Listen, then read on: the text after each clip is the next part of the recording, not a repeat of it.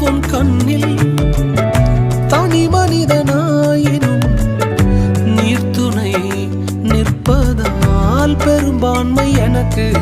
அட ஊர் என்ன சொன்னாலும் பாரதர் நின்னாலும் பிள்ளையெல்லாம் நான் உமக்கு. அட ஊர் என்ன சொன்னாலும் பாரதர் நின்னாலும் பிள்ளையெல்லாம் நான் உமக்கு. நிகரில்லாத தகப்பனுக்கு உயர் மலையோ சமவெளியோ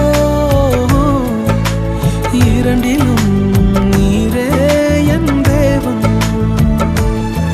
உயர் மலையோ சமவெளியோ